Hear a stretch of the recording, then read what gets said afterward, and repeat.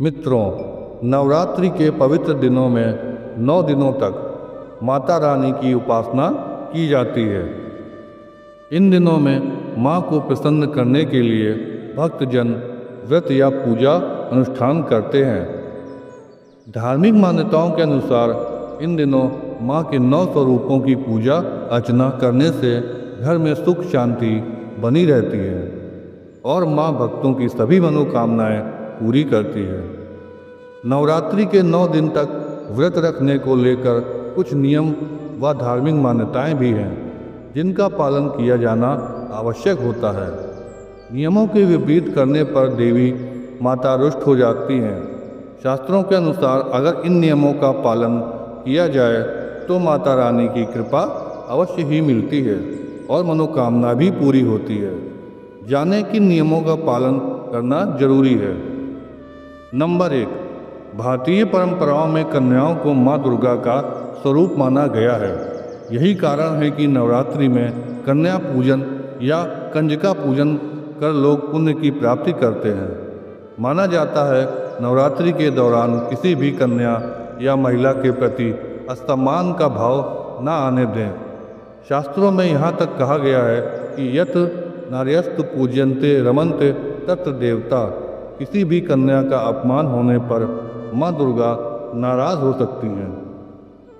Number 2, यदि आपने घर में कलश स्थापना की है या माता की चौकी या अखंड ज्योति लगा रखी है तो घर खाली ना छोड़ें।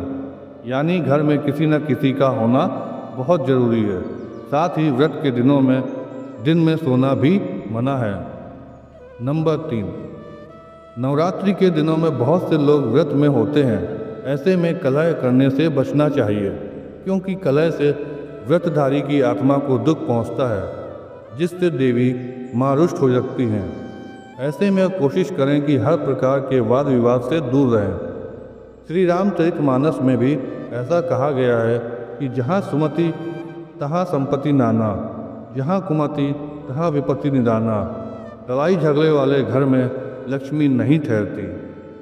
नंबर 4, माना जाता है कि व्रत करने वाले को नवरात्रि के 9 दिनों तक अपना समय फिजूल की बातों में न लगाकर धार्मिक ग्रंथों का अध्ययन करना चाहिए।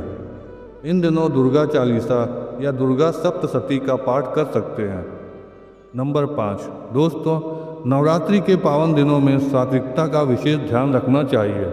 आहार, व्यवहार और विचार में आपके सात्विकता होनी जरूरी है, तभी नवरात्रि के व्रत का पूरा लाभ आपको मिल सकता है। आप इन दिनों प्याज, लहसुन और मांस मदिरा का सेवन बिल्कुल ना करें। नवरात्रि के 9 दिनों तक पूर्ण सात्विक आहार लेना चाहिए। नंबर 6, नवरात्रि के दिनों में काम भावना पर नियंत्रण रखना अति आवश्यक है। इन दिनों में महिलाओं और पुरुषों दोनों को ब्रह्मचर्य का पालन करना चाहिए। माँ की पूजा अर्चना साफ मन से करने से ही माँ प्रसन्न होती हैं, इसलिए इन दिनों शारीरिक संबंध नहीं बनाने चाहिए। दोस्तों, आज का ये विषय यहीं पर समाप्त होता है।